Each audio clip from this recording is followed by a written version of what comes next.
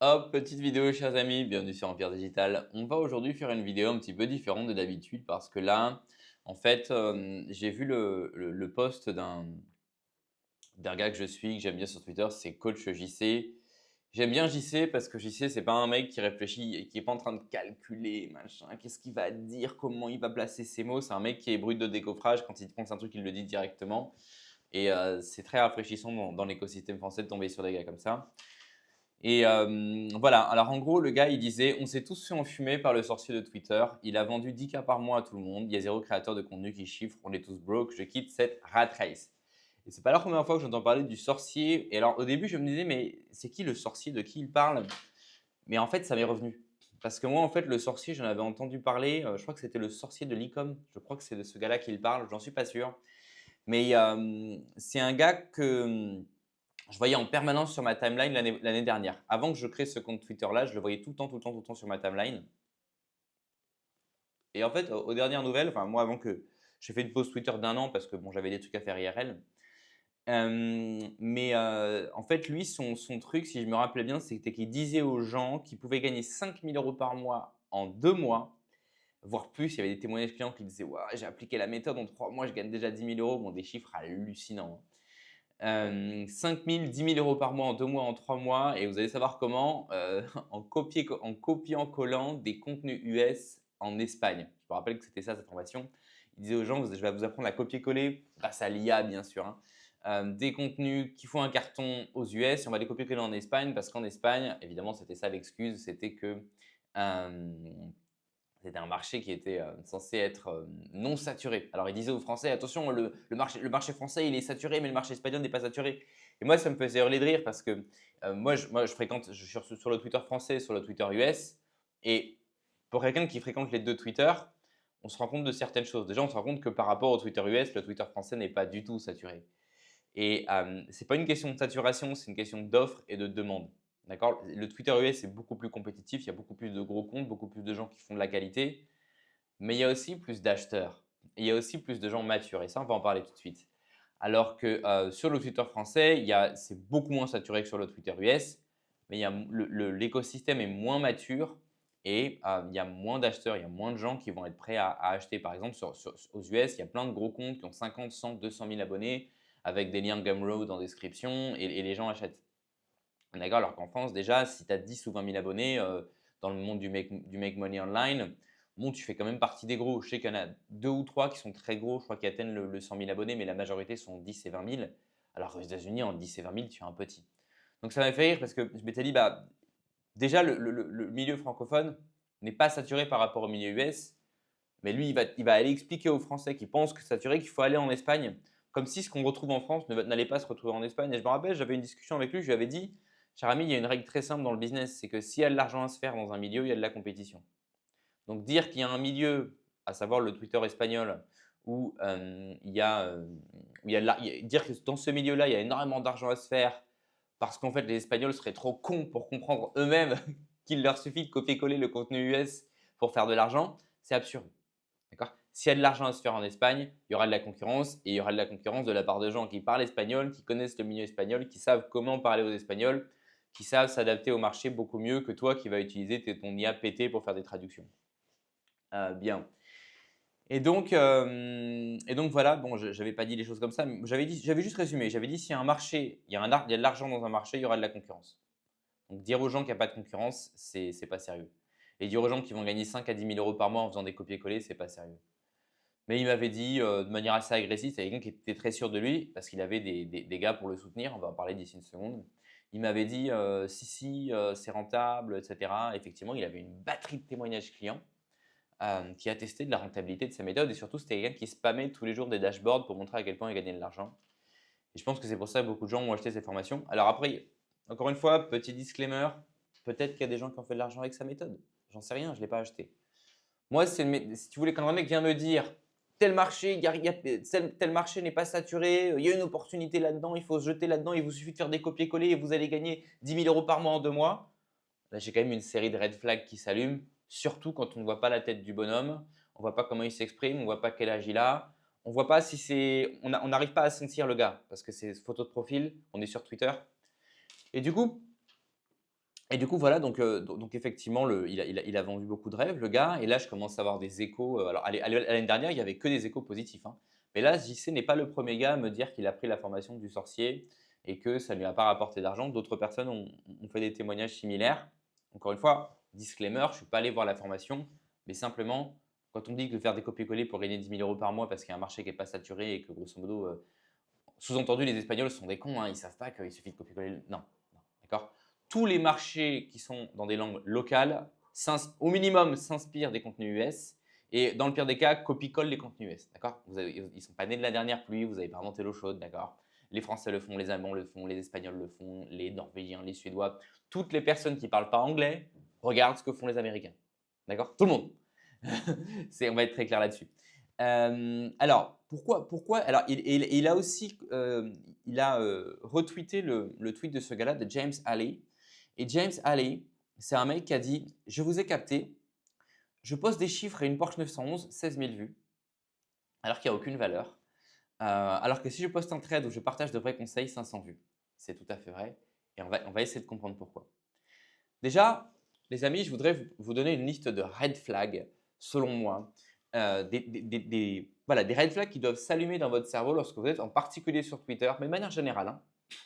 Mais en particulier sur Twitter, parce que Twitter offre de l'anonymat. On va parler de l'anonymat d'ici une seconde. Mais des règles générales pour éviter de vous faire scam, pour éviter de vous retrouver dans des nids à petits trous du cul, à petits merdeux, dans des nids, dans des endroits mal fréquentables en fait, non fréquentables en fait. Premier red flag, c'est le groupe d'engagement. Vous voyez la personne qui poste des tweets et vous vous dites: mais il n'y a pas de valeur là-dedans. Il est toujours en train de montrer ses voitures, il est toujours en train de montrer ses dashboards. Soit dit en passant, c'est très facile de prendre des photos de voitures, c'est très facile de faire des faux dashboards. Vous allez sur, je crois que c'est fakedashboard.io et vous pouvez faire des faux dashboards Shopify en deux clics. Il y a énormément de sociétés de SaaS maintenant qui se spécialisent dans la création de faux dashboards pour que les scammers puissent scammer tout simplement, montrer des faux dashboards à leur clientèle, puisque effectivement c'est un argument marketing extrêmement puissant. Donc, vous voyez le gars, il est tout le temps en train de spammer du dashboard, il n'y a pas de valeur en fait. On voit que le gars, c'est bizarre, on ne voit jamais sa photo, c'est vide en fait, c'est creux, c'est du plastique son contenu. Et à chaque fois, vous vous dites: putain, c'est bizarre, il y a que moi qui me rends compte de ça ou quoi? Il n'y a pas un mec en commentaire je sais pas, qui se rend compte de ce dont moi je me rends compte? Et vous cliquez sur les commentaires et là, vous voyez toujours les mêmes gars. Typiquement, vous allez voir des gens qui sont eux aussi dans le make money, ce qui n'est pas forcément un problème parce que qui se ressemble s'assemble. On vend des produits pour faire de l'argent en ligne, d'autres personnes vendent des produits pour faire de l'argent en ligne. C'est un peu normal qu'on soit dans le même réseau. Mais que dans les commentaires, vous ne voyez que des gens qui soient eux aussi dans le make money online, c'est bizarre. Ça voudrait peut-être dire qu'ils sont en train de s'entraider. Donc non seulement vous allez trouver des gens qui sont dans le même milieu, mais vous allez souvent retrouver les mêmes réponses, les mêmes commentaires et surtout tout un vocabulaire qui, moi, commence à m'agacer un petit peu.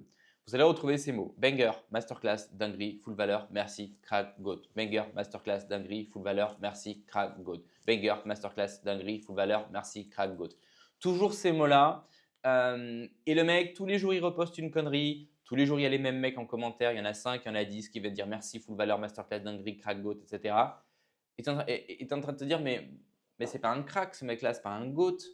Il monte pas sa tête, on ne sait pas qui c'est, ses tweets sont vides. Pourquoi tout le monde dit que c'est un crack? Pourquoi tout le monde dit que c'est un goat? Je ne comprends pas. Et en fait, c'est parce qu'il a un groupe d'engagement. Il n'y a pas de véritable client. C'est très facile de distinguer une personne qui a des vrais clients, des vrais followers, d'une personne qui n'est suivie que par des gens qui font comme lui. Généralement, les gens qui ont des vrais followers en termes de commentaires, mais là, je vais surtout parler sur YouTube parce qu'il y a, je trouve, dans le Make Money, sur Twitter, il y a juste moins de commentaires en fait. Je trouve que sur Twitter et en particulier dans le Twitter français, il y a beaucoup de contenu politique. Mais même des gens qui sont vraiment établis, qui gagnent vraiment de l'argent, qui sont de vrais businessmen et qui apportent vraiment de la valeur, il y a 5-10 commentaires maximum. Alors sur YouTube, le phénomène dont je vais vous parler est beaucoup plus flagrant. Vous allez voir d'un côté une personne qui peut avoir 20, 50 commentaires. Tous les commentaires déjà sont génériques. Encore une fois, ou bien il y a le vocabulaire dont je viens de parler, ou bien ça va être un vocabulaire très générique. Merci, voilà, tu nous apportes beaucoup de valeur, merci pour tes conseils, t'es le meilleur, super vidéo, etc. C'est vide. Ce sont des commentaires qu'on pourrait copier-coller sous n'importe quelle vidéo. Ça, c'est un red flag. D'accord? Généralement aussi, ce sont des commentaires qui sont en une ligne. Et il y a aussi très peu de questions. Ou alors les questions, c'est où est-ce que je peux acheter ta formation pour donner envie d'acheter la formation. Ça, pour moi, c'est évident que ce sont des commentaires beauté, ce sont des commentaires achetés. Vous comparez ça à des gens qui ont une véritable audience, vous allez voir que la qualité des commentaires est différente. Déjà, les commentaires sont plus longs.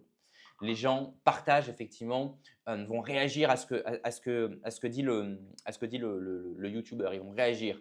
Je sais pas, à la 8e minute, il raconte une expérience de sa vie. Le gars va dire: «Ah, moi aussi, j'ai vécu la même chose», etc. Les gens racontent même en commentaire des expériences qu'ils ont vécues eux-mêmes. Donc, la discussion est plus variée. Certaines personnes réagissent à ce que le youtubeur dit. D'autres personnes vont effectivement parler d'expériences qu'elles ont eues eux-mêmes dans leur vie. D'autres personnes vont poser des questions, mais pas des questions directes, genre où est-ce que je peux acheter ta formation? Généralement, c'est assez rare que les gens demandent ça, hein. Les gens vont poser des questions pour savoir comment faire le truc gratuitement ou demander des conseils au youtubeur. Le youtubeur va venir en commentaire pour leur répondre, donner des réponses spécifiques, des réponses où on voit que la personne sait de quoi elle parle. Et il y a toute une ambiance différente que ces ambiances où le gars il a 20, il a 50 commentaires et c'est que des commentaires en une ligne où ils disent merci, bravo, super vidéo, banger, masterclass, dinguerie, full valeur, merci, crackbot. Vous voyez ce que je veux dire? Donc regardez la qualité des commentaires et si vous commencez à avoir des commentaires en une ligne, des commentaires creux, des commentaires génériques et des commentaires qui reprennent ce vocabulaire, c'est un red flag. Ça ne veut pas forcément dire que le mec est un scammer, mais c'est juste un red flag. Deuxième red flag, la méthode proposée par le formateur est trop rapide et trop stupide. D'accord? Typiquement, il y avait à un moment donné une épidémie de ça sur YouTube. C'était les mecs qui vous disaient que vous alliez devenir riche en répondant à des sondages sur Internet. D'accord? La méthode est trop stupide. On a l'impression que le dernier débile mental peut vraiment le faire en faisant clic, clic, clic, quoi. Et là, pour le coup, si le sorcier dont il parle, c'est le gars dont je me rappelle, je ne suis pas sûr à 100% que ce soit lui, mais je pense quand même que c'est lui. Et ben voilà, c'était quelqu'un qui disait à son audience, vous allez devenir riche en un mois en faisant des copier-coller, quoi. Il disait vraiment ça à son audience, quoi. Il disait, il suffit de faire des copier-coller, mais le truc, c'est qu'on va faire des copier-coller sur le Twitter espagnol, quoi. C'est trop rapide, c'est trop stupide, c'est trop facile. Il y a anguille sous roche. Vous voyez ce que je veux dire? Moi, par exemple, vous allez peut-être me dire, oui, mais toi, Alex, avec Airbnb, tu dis aussi qu'on peut gagner de l'argent en 30 jours. Oui, on peut gagner de l'argent en 30 jours. Mais monter une entreprise, pitcher les propriétaires, équiper un appartement, le mettre sur Airbnb, prendre des photos, je ne dirais pas que c'est dur, mais ce n'est pas non plus faire un copier-coller. D'accord? Et puis, il faut sortir de chez soi, il faut bien présenter. Quand on va commencer à pitcher les propriétaires pour la première fois, on va peut-être bégayer. Il y a beaucoup de gens qui vont juste, c'est la simple idée d'aller pitcher dans le monde réel, ils vont abandonner. Vous voyez, c'est un vrai business, c'est du concret, il faut sortir de chez soi. Si tu as 16 ans, que tu as encore tes dents de lait, que tu t'exprimes comme un débile profond, tu ne pourras pas faire le business. Tu vois ce que je veux dire? C'est quand même quelque chose qui est un peu pour les adultes. Et oui, ce sera peut-être rentable en 30 jours, mais tu ne gagneras pas 10 000 € par mois en 30 jours. Sauf si tu as investi tu as pris 10 appartements dès le premier mois. Tu vois ce que je veux dire? Il y a quand même un peu de travail à faire et en plus, c'est du travail à faire dans le monde réel. D'accord? C'est pas clic, clic, clic sur Internet. Donc, quand la méthode est trop rapide et trop stupide, il y a anguille sous roche. D'accord? Généralement, si c'est rapide, c'est qu'il va falloir investir. Dans les rares cas où ça peut être rapide mais il ne faut pas investir, généralement, ce ne sera pas stupide. C'est très rapide et très stupide, gros red flag, les amis. C'est peut-être une chance sur 100 de tomber sur l'opportunité du siècle, mais il y a aussi 99% sur 100 qu'en fait, on soit juste en train de se foutre de votre gueule. Troisième red flag, pas de photo de profil ou encore pire, photo de profil manga. Ne vous dites pas, les amis, quand vous voyez une photo de profil manga, ne vous dites pas, oh, bah, c'est quelqu'un qui aime bien les mangas, oh, bah, ça doit être un petit jeune qui aime bien les mangas. Les photos de profil manga, en particulier sur le Twitter français, sont caractéristiques d'une catégorie particulière de la population et ce n'est pas des gens forcément recommandables. Donc, encore une fois, c'est une généralité. Il y a peut-être des gens qui ont des photos de profil manga et qui produisent de la valeur. Mais quand vous commencez à voir la photo de profil manga, le spam de dashboard, on va y venir tout de suite, une méthode trop rapide et trop stupide, en commentaire, les bangers masterclass, dinguerie, full valeur, merci crackbot, là, ça commence à sentir très mauvais. Quatrième point, le spam de dashboard, les amis. Le spam de dashboard, c'est les gens qui vont vous montrer leur dashboard. Et non seulement ils vont vous montrer un screenshot, mais ils vont même se filmer. Ils sont sur leur dashboard Shopify, ils ont gagné 25 000 € par jour. Ah oui, d'ailleurs, ça me fait rappeler que l'année dernière, il y avait un mec aussi qui était dans l'écosystème du sorcier et qui disait qu'il gagnait 40 000 € par jour. Et il disait, moi, si je gagne moins de 40 000 € par jour, je prends des Xanax parce que ça me déprime. Tu vois ce que je veux dire? Et il disait pas ça pour rire. Et en commentaire, t'avais tous les mecs. Oh, t'es le go, t'es un crack, t'es un boss, merci, banger, full valeur, etc. Et le mec, il mettait des photos de. En plus, on savait même pas si c'était lui. Il mettait des photos d'hôtels à la plage, d'hôtels de luxe, etc. Mais genre, tu sais, des photos où tu vois les pieds, où il y a la plage et tout. Genre, sous-entendu, c'est moi. Et il disait aujourd'hui, j'ai gagné que 35 000 euros, je suis déprimé, tu vois. Et tous les mecs faisaient semblant de lui lécher le cul, de valider son scam, quoi, tu vois. Enfin bref, c'était hilarant, quoi. Donc, le spam dashboard, c'est les mecs qui vont effectivement vous montrer des dashboards. Et comme je vous l'ai dit, il y a plein de logiciels, il y a plein de SaaS qui imitent à la perfection vos dashboards Shopify, qui imitent à la perfection vos dashboards TikTok, qui imitent à la perfection vos dashboards Stripe, qui imitent à la perfection vos dashboards OF et qui vont pouvoir tout simplement vous montrer en live, ils vont actualiser la page, ils vont cliquer à droite et à gauche, vous montrer que ce n'est pas juste un screenshot qui a été modifié sous Photoshop, ce n'est pas juste un screenshot qui a été fait avec la console développeur pour pouvoir changer les chiffres, c'est vraiment un site web qui marche et où les chiffres sont cohérents, c'est-à-dire que le nombre de ventes chaque jour si on les additionne, ça donne bel et bien le montant mensuel. En fait, en vidéo, ça a vraiment l'air d'être un vrai dashboard Shopify et tous les jours, ils vont faire des lives des petits lives de 5 ou de 10 secondes où ils vont vous montrer leurs chiffres pour vous faire envie, en fait, tout simplement. Et en plus du spam dashboard, d'ailleurs, on va rajouter, review. Review, c'est les mecs qui sont en permanence en train de vous montrer des reviews. Alors, c'est très facile d'acheter les reviews. Donc, il y a des gens qui peuvent avoir 50 reviews clients en vidéo et elles sont toutes fake. D'accord? C'est tout à fait possible et c'est simple même. Mais il y en a qui ne se sont même pas chiés. Ils vous montrent des reviews sur Telegram, ils vous montrent des reviews qui sont eues par texto, sur WhatsApp, sur Discord. Donc, en gros, vous voyez un pseudo, une photo et une phrase. Les amis, ça prend 2 minutes de faire des fausses reviews comme ça. On peut en faire 100. Hein. Je peux prendre 1 heure et faire 100 fausses reviews. D'accord? Donc, il n'y a fondamentalement aucune manière de savoir si la review est vraie ou fausse et si même si elle est en vidéo. Elle pourrait aussi être vraie. Encore une fois, le principe du red flag, c'est que plus il y a de red flag, plus il y a une probabilité que ce soit du scam. Une personne peut être quelqu'un de valide avec un red flag ou deux. Mais plus il y a de red flag, plus il y a de probabilité. Et enfin, vocabulaire de zoomer ou de débile mental. Moi, à mon époque, on appelait ça le vocabulaire kikoulol. Les kikoulol, c'est les mecs écrivant en SMS. Maintenant, on appelle ça le vocabulaire de zoomer. C'est tous les mecs qui écrivent comme ça en abrégé, PTN, WSH, voilà, MSKN, WLH. Donc putain, wesh, miskin, wallah, merci. Ils ont une façon de parler. Vous les voyez spammer des mots comme ça. Vous les voyez, typiquement, voilà, la phrase, ça va être… typiquement, hein, le mec, il vous fait un tweet qui est creux, qui est complètement creux, mais il montre un dashboard où il a gagné 25 000 euros aujourd'hui. Et il y a un mec au commentaire qui va mettre « Putain, mais tu lâches banger sur banger en ce moment, bro. » Et il va mettre typiquement une emoji qui pleure. C'est l'emoji qui pleure. Voilà. Vous voyez ça? Encore une fois, il y a des zoomers qui peuvent sans doute être très bons en e-commerce. Je ne suis pas en train de dénigrer tous les zoomers, mais quand vous commencez à avoir des mecs qui font des phrases comme ça, quand vous commencez à avoir le spam dashboard, quand vous commencez à avoir la photo de profil manga, quand la méthode dont le mec parle, c'est un truc à la con, genre comment devenir millionnaire en faisant des paris sportifs ou, je sais pas moi, rejoignez mon groupe de signaux de trading, je vais vous dire exactement quand entrer sur le marché, quand sortir sur le marché. Rejoignez mon groupe de signaux de crypto, je vais vous dire quels sont les cryptos qui vont exploser. Quand c'est trop rapide, quand c'est pour débile mental, euh, et que vous voyez ce type de vocabulaire, et qu'en plus il y a le groupe d'engagement, voilà, à un moment donné, il faut se réveiller un petit peu. C'est du scam, d'accord? Voilà. Donc, ça, c'était la première slide, les amis.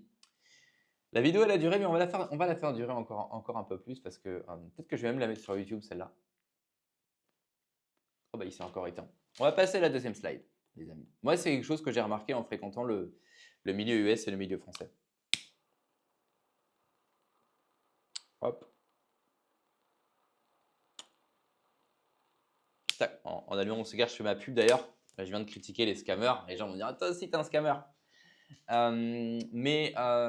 Checkez en description. Donc, si vous êtes sur YouTube, checkez en description. Si vous êtes sur Twitter, checkez dans ma bio. Vous avez un lien gratuit vers une vidéo de présentation où je parle de ma méthode pour faire de l'argent réellement, pour le coup, en apportant vraiment de la valeur à des vrais clients. Et oui, il va falloir sortir de chez vous, mais vous avez besoin d'un capital de départ. Enfin, vous n'avez presque pas besoin de capital de départ, c'est très faible. Et le business est rentable à 100% et vous avez une garantie de revenus et vous serez rentable dans 30 jours. Vous ne serez pas millionnaire. Vous ne pourrez peut-être pas forcément quitter votre travail dans 30 jours. mais le business sera rentable, c'est-à-dire que vous aurez un cash flow positif en automatique en 30 jours et vous aurez toutes les bases pour ensuite scale et in fine quitter votre emploi.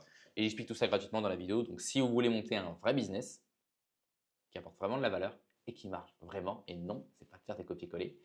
Et je vous explique en gros comment ça marche. Si vous êtes sur YouTube, en description en bas. Si vous êtes sur Twitter, en bio, en haut, non, mon nom. Je vous explique tout ça gratuitement.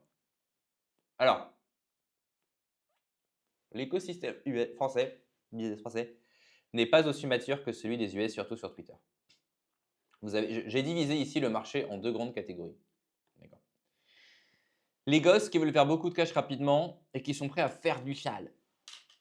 Aux US, il y en a, mais c'est une petite portion du marché.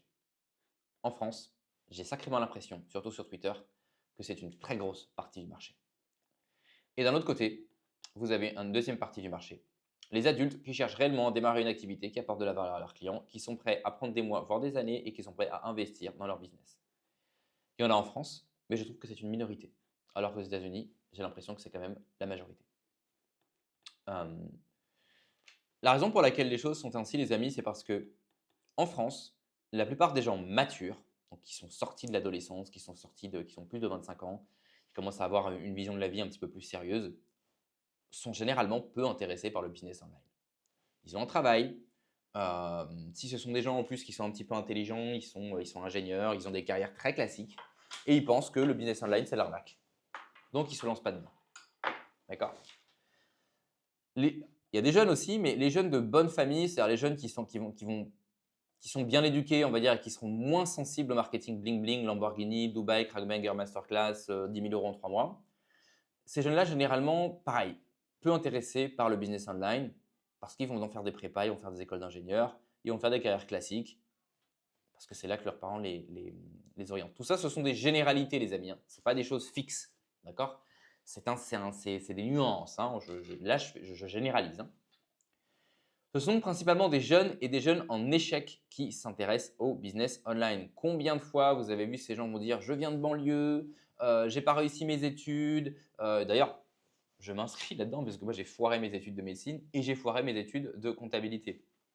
Mais j'ai quand même j'étais quand même, on va dire, très correct au lycée et j'ai aussi réussi finalement à gagner très bien ma vie dans le développement informatique en freelance. Donc, je ne suis pas non plus un échec sur pattes à 100%, mais c'est vrai qu'en tant que je suis un peu plus marginal, je ne supporte pas. En fait, moi, ce qui me gênait dans le parcours académique, c'était tout ce baratin inutile qu'on nous forçait à assimiler alors que ça ne servait à rien. Mais je m'inscris un petit peu là-dedans finalement. Et donc, c'est vrai que souvent, les gens qui vont aller dans le business online, c'est des gens qui ne se sont pas trouvés, qui n'ont pas réussi dans un parcours classique. Donc, beaucoup d'entre eux, il va y avoir des marginaux, il va y avoir des jeunes en échec. Et quand vous avez une population avec beaucoup de jeunes en échec, forcément, ce n'est pas le plus haut du panier, c'est un peu le fond du panier. Ces jeunes, donc, encore une fois, je généralise, mais pour beaucoup, sont attirés par le bling-bling. Et donc, il y a un gros marché pour vendre du rêve à ces catégories de population. Par quoi ces catégories de population sont-elles intéressées? On l'a vu, le monsieur là, il nous en parle. Ils veulent voir des voitures et des dashboards, et des filles, et Dubaï, et des skyscrapers. Donc, le marketing qui marche le mieux, c'est lequel, à votre avis? Regardez, je vous ai mis deux types de marketing. Est-ce que c'est quelqu'un qui est plutôt jeune, qui spamme du dashboard et des voitures, qui va réussir à vendre ses formations? Ou est-ce que c'est quelqu'un de plutôt âgé, qui va vous dire attention, il faut travailler et qui vous parle du business dans les détails, il vous montre ce qu'il fait, il est vraiment dedans tous les jours. À votre avis, c'est lequel qui va gagner le plus d'argent? Évidemment, c'est le premier.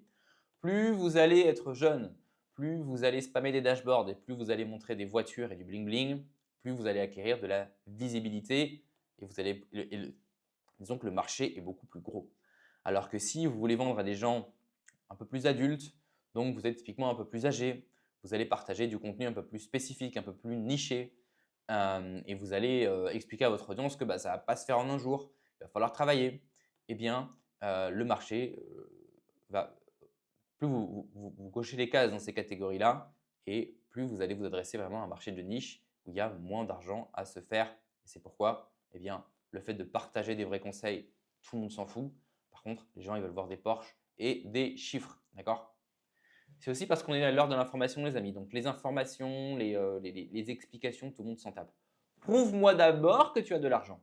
Ensuite, je vais t'écouter. C'est comme ça que ça marche, d'accord?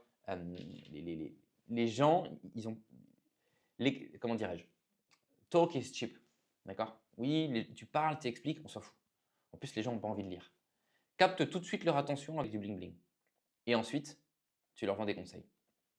Mais le truc, c'est que si les conseils que tu leur vends, c'est trop compliqué, ils vont aussi lâcher l'affaire. Donc, il faut d'abord capter l'attention. La meilleure façon de vendre, c'est de capter l'attention avec du bling bling, d'accord? Et ensuite, expliquer aux gens qu'ils peuvent avoir le bling bling avec une méthode très simple qui consiste à faire des copier-coller ou aller dans un groupe de trading. Il n'y a rien de mieux pour ça. Et en plus, l'avantage quand vous vous inscrivez dans ce type de démarche entrepreneuriale, c'est que les autres scammers vont dire: ah bah lui, il est comme nous. Donc, vous allez tout de suite pouvoir intégrer des groupes de scammers et vous allez vous booster entre vous.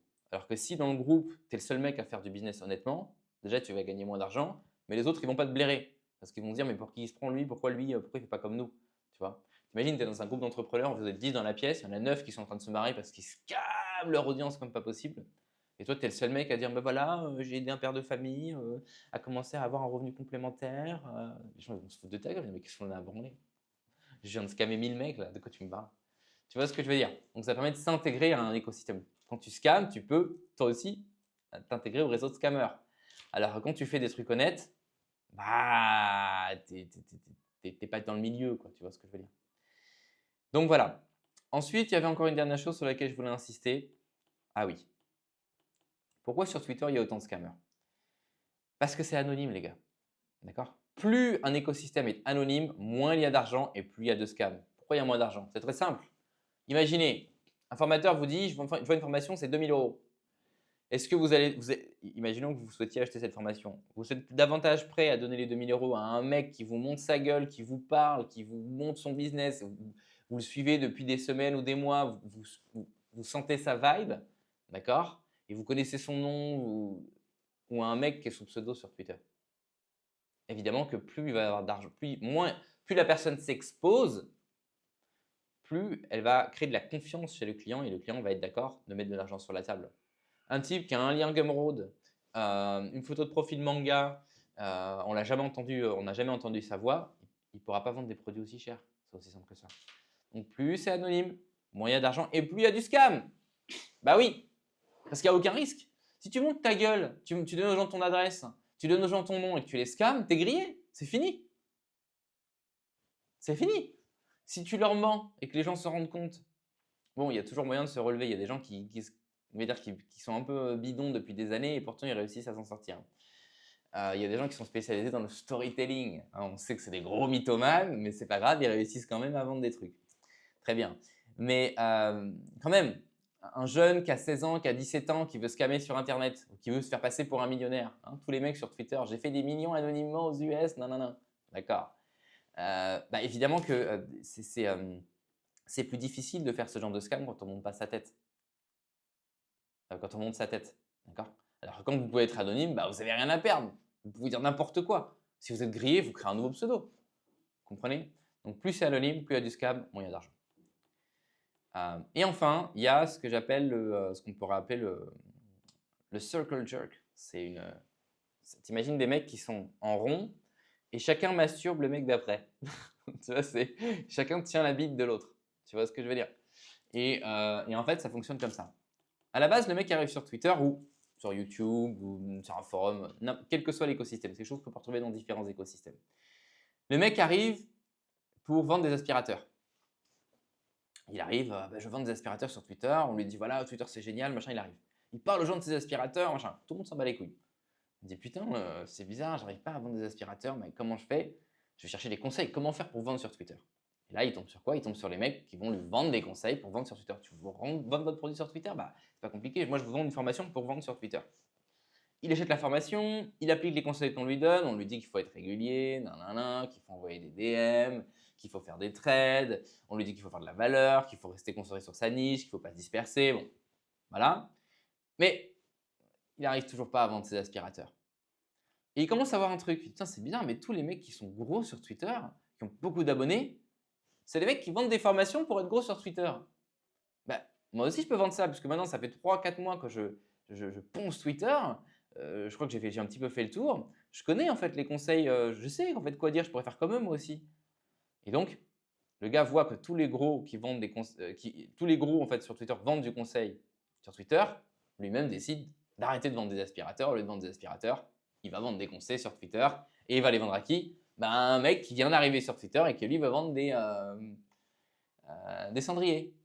Vous voyez? Et du coup, en fait, c'est une pyramide de Ponzi. Parce qu'il y a fondamentalement, enfin, c'est une exagération. Il y a des mecs qui vendent des vrais conseils sur Twitter. Il y a des gens qui sont vraiment consultants. Il y a des gens qui vendent autre chose que des conseils Twitter. D'accord? Mais on peut très bien arriver à certains écosystèmes où c'est full Ponzi en fait. Personne concrètement ne fait de l'argent à part en faisant croire aux nouveaux qu'ils vont faire de l'argent, en leur vendant des formations. Vous voyez ce que je veux dire? Il y a encore un autre type de Ponzi qui est un petit peu similaire à ça, c'est l'histoire du mec qui veut réussir dans l'e-com. Il veut réussir dans l'e-com, et il y a un mec qui lui dit putain, achète ma formation, dedans je vais trop t'apprendre à réussir dans l'e-com. Qu'il achète, il finit. Au début, il n'achète pas, au début, il suit un mec, le mec lui vend du rêve, Lamborghini, Dubaï, Birmingham, Masterclass, crack, gold, blablabla, etc. Et puis il finit par craquer, il achète la format du mec. Et le mec lui dit je vais t'apprendre à faire de l'e-com. Et alors, dans la format qu'il achète, le mec lui dit bah voilà, en fait, pour faire de l'e-com, il faut un petit capital de départ. Bah, tu n'as pas de capital de départ, bah, je vais t'aider à te constituer un petit capital de départ. Comment tu vas faire? Tu vas promouvoir ma formation et je vais te payer en tant qu'affilié. Donc la formation lui explique qu'il faut d'abord faire de l'argent en devenant affilié avant de se lancer dans l'e-com. Le mec se dit bon d'accord, bah, avant de faire de l'e-com, pendant 2 ou 3 mois, je vais promouvoir la formation en tant qu'affilié pour gagner de l'argent, comme ça je pourrais me lancer dans l'e-com. Et le gars se met à promouvoir la formation pour réussir dans l'e-com. Et donc il la promeut à qui? Bah, aux nouveaux arrivants qui viennent d'arriver, qui veulent eux-mêmes se lancer dans l'e-com. Et en fait le mec, ou bien il arrive à faire de l'argent avec de l'affiliation et il va juste continuer de faire de l'affiliation, ou bien il n'y arrive pas et il va tout simplement s'arrêter. Et du coup vous avez tout un écosystème où tout le monde parle d'e-com, e-com par-ci, e-com par-là, mais personne ne fait d'argent dans le e-com. En fait, c'est juste de l'air. C'est de l'air et on fait de l'argent avec tout cet air-là. On prend ça, on le retourne, alors on fait des cubes d'air, on fait des boules d'air, on fait des pyramides d'air, on fait plein de trucs avec de l'air, ça tourne. Mais en fait, personne concrètement ne fait de l'argent avec cet air-là. Tu vois, pour le coup, avec l'e-com. Tu vois ce que je veux dire? Donc, on peut très rapidement tomber dans des écosystèmes Ponzi comme ça, qui fonctionnent comme ça, et où il peut y avoir énormément d'argent, hein. Mais c'est que du blabla. Voilà. Conclusion. Comment faire pour ne pas se faire scam? Moi, je peux vous donner un seul conseil. Bon, déjà, je vous ai donné la liste des red flags plus haut. Fuyez les formateurs malveillants. Qu'est-ce que j'appelle un formateur malveillant? C'est les formateurs qui se donnent une dégaine de méchants. Et pourtant, les gens adorent ça. Oh, lui, il est… Alors, c'est incroyable. Il y a des formateurs qui arrivent sur le marché, qui vous disent « Moi, je suis un fils de pute. Je sais faire de l'argent. Si tu veux que je t'apprenne à faire de l'argent, je vais te traiter comme une merde. » Et tu as des gosses qui arrivent qui disent « Mais oui, traite-moi comme une merde. Insulte-moi. Fouette-moi. » Et le mec te dit « Je suis un scammer. » Des mecs comme Andrew Tate, par exemple. Andrew Tate, il est arrivé, il a dit « Voilà, moi, j'ai fait de l'argent en scammant. C'est tout. » Voilà. Bon, et je peux vous apprendre à faire pareil. Et si vous voulez, vous achetez ma formation. Et de toute façon, je ne vous dois rien, à vous faire foutre.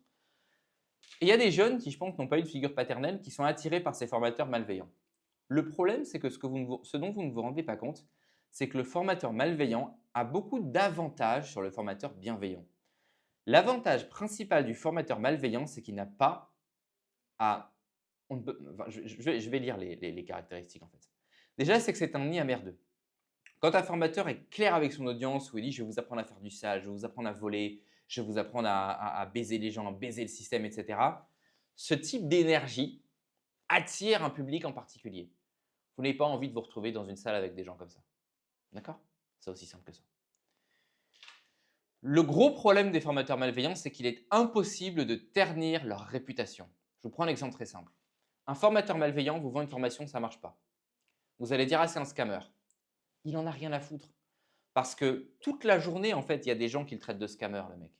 C'est sa brande de se faire traiter de scammer. Se faire insulter, c'est sa brande. C'est un mec, par exemple, qui va vous expliquer que, je ne sais pas moi, les gens qui sont des employés, les normies, ce sont des losers. Et nous, les businessmen, on nous traite tout le temps de scammers parce que vous êtes des jaloux, vous êtes des aigris, vous ne savez pas faire d'argent. On gagne plus en un jour que vous gagnez en un an. Vous êtes bloqué dans un job de bureau alors que nous, on gagne plein de fric. Vous voyez, il y a cet antagonisme entre eux et les gens qui les traitent de scammers. Et cet antagonisme, il y a du vrai, il y a du vrai là-dedans. Il y a des gens qui sont des gros rageux et qui vont traiter n'importe quel formateur de scammer. Donc, il y a du vrai. Mais le truc, c'est que eux, ils sont invulnérables à ça parce que leur audience, en fait, n'est pas sensible à ça. Quand leur audience voit qu'ils sont en train de se faire traiter de scammer, ils ne sont pas en train de se dire « c'est bizarre, il y a beaucoup de gens qui le traitent de scammer ». Ils sont en train de se dire Ah mais non, Jean-François le traite de scammer parce que Jean-François est un rageux, Jean-François est un aigri, Jean-François est un clochard. Comprenez? Donc c'est impossible de tenir la réputation parce qu'ils arrivent déjà sur le marché en disant je suis un salaud. Donc quand ils vont vous enculer, vous n'allez rien pouvoir faire. Parce que vous allez dire il m'a enculé, il m'a enculé. Non, tout le monde s'en fout. Il est déjà en train de dire je suis un salaud. Donc les gens qui le suivent sont d'accord de suivre quelqu'un qui est un salaud. Donc quand le mec va vous enculer, en fait, vous allez vous plaindre, mais leur audience s'en tape. Parce qu'ils sont d'accord effectivement de suivre cette personne-là. Encore une fois, ce sont des gens qui n'ont rien à perdre à se faire traiter de scammer. Parce qu'ils ont déjà une réputation de méchants. Comprenez? Ils ont déjà une réputation de méchants. Donc, ils s'en foutent. Vous la traitez de scammer, ça fait juste du bruit. Ça fait du bruit. Et comme ils ont un positionnement marketing qui consiste à se faire passer pour un méchant, eh ben, ça va faire du bruit et ça va juste leur apporter de nouveaux clients, tout simplement. Et quatrièmement, ce sont des gens qui sont incapables de faire du business proprement. Et ça, c'est quelque chose d'important sur lequel j'aimerais insister. Vous, posez-vous la question, si vous êtes fasciné par ces escrocs, par ces formateurs malveillants, vous vous dites sans doute, ce gars-là, c'est un mec qui a fait de l'argent dans le scam. Moi, j'ai pas envie de scammer les gens, mais il a sans doute quelque chose à m'apprendre. Il n'a rien à vous apprendre. Parce que lui, il a fait de l'argent dans le scam, dans le sale. Si vous n'êtes pas prêt à faire du sale, c'est quelqu'un qui n'a rien à vous apprendre. Vous voulez faire du business proprement. Le formateur auquel vous vous adressez n'a jamais fait de business proprement. C'est quelqu'un qui a fait du business dans le sale toute sa vie. Comprenez? Il n'a rien à vous apprendre. Ce que vous cherchez à faire, il ne sait pas faire. Il y a des gens qui ont battu toute une réputation sur Internet et qui ont gagné énormément d'argent uniquement dans le sale. Mais vous, vous dites, ah oui, mais moi, quelque part, je vais copier ces techniques sales, mais je vais les rendre propres. Mais non! Si vous copiez la technique sale et que vous la rendrez propre, elle ne marche plus, les amis. Je vous prends un exemple. Une personne vend une pilule où elle explique qu'avec cette pilule magique, une bonne femme va réussir à perdre du poids ou à attirer des ondes positives qui vont lui permettre de récupérer son mari suite à un divorce. Et le gars fait des millions avec cette connerie. Vous vous dites, mais le mec, il s'y connaît quand même en copywriting, ça doit être une bête. Je vais m'inspirer de ce qu'il fait, mais moi, quand même, vendre des pilules pour faire croire aux femmes qu'en mangeant la pilule, elles vont récupérer leur mari, ça me paraît un petit peu hardcore. Je ne vais pas faire ça. Moi, je vais vendre des pilules, je vais vendre des compléments alimentaires, et puis je vais être sincère avec mon audience. Je vais leur dire, voilà, le complément alimentaire, il y a du zinc, il y a du fer, il y a la vitamine C, c'est bon pour vous, mais voilà, c'est pas non plus une pilule magique. Moi, je vais être sincère avec mon audience. Ce que vous ne comprenez pas, c'est que la force de ce type de formateur, la force du business de ce formateur, c'est pas leur copywriting, c'est pas que c'est des bêtes en vente. C'est qu'ils ont l'audace, parce que ce sont des prédateurs. D'accord? Ce sont des prédateurs. Eux, ils ont les couilles d'aller escroquer une vieille dame. Enfin, les couilles. Ils n'ont pas les couilles, la méchanceté. Si vous n'avez pas ces couilles-là, vous n'avez pas. C'est ça leur avantage compétitif. Ils sont capables de faire une saloperie que la plupart des gens ne sont pas capables de faire parce que c'est dégueulasse. C'est ça qui leur donne un avantage sur le marché. Et puis ils mentent à leur audience. C'est un avantage. Si vous mentez à votre public, vous faites croire n'importe quoi à votre public, ben, c'est un énorme avantage. Bien sûr qu'ils vont acheter si vous réussissez à les convaincre. Si vous prenez leur méthode et que vous essayez de les utiliser dans un environnement où vous n'allez pas mentir à votre audience, où vous n'allez pas avoir des techniques prédatrices, vous n'allez pas gagner d'argent tout simplement. Donc n'allez pas chercher les conseils business chez les gens qui font du sale si vous voulez faire du propre, tout simplement. Ils ne savent pas faire. C'est comme si vous demandiez à un jongleur de vous apprendre à faire la cuisine. N'allez pas chez les formateurs malveillants. Les formateurs bienveillants, eux, ont quelque chose à perdre. Les formateurs bienveillants, ils ont une réputation à maintenir. Donc, s'ils scamment les gens, il y a un effet rétroactif négatif.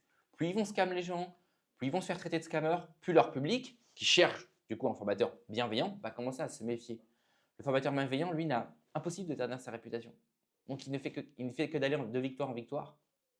Plus on le traite de scammer, plus ça fait du bruit, plus il y gagne. N'allez pas chez ces gens-là puisque vous n'avez aucun levier contre eux s'ils vous scamment. Voilà les amis, c'est la fin de cette petite vidéo. Je ne sais pas combien de temps j'ai parlé, sans doute un bon moment, 40 minutes de vidéo. Putain, j'en avais des choses à dire. Voilà. J'espère que JC réussira quand même à faire de l'argent en ligne. Le monde est rempli d'informations inutiles et de gens qui se donnent trop d'importance. C'est un peu vrai quand même. Voilà, on est tous broke. Moi, je ne me considère pas comme broke, mais j'ai encore rien vendu sur Twitter, donc je ne vais pas lui dire qu'il a tort. Mais voilà. Voilà, moi, je souhaite bonne chance à JC. JC a complètement JC a complètement changé là, il a complètement, il est sorti complètement, j'ai l'impression de allez lâcher alors je sais pas si JC va continuer. Allez lâcher un petit follow à JC. D'accord? JC a enlevé sa photo de profil, JC a enlevé sa bannière. Lâchez-lui un petit follow les amis parce que c'est un type sympa et c'est un type, qui dit ce qu'il a sur le cœur. Et encore une fois, au risque de me répéter, fuyez les formateurs malveillants et faites attention à tout ça. D'accord? On se retrouve la prochaine fois sur un nouvel épisode d'Empire Digital. Ciao, checkez les descriptions de mes... Checkez la description.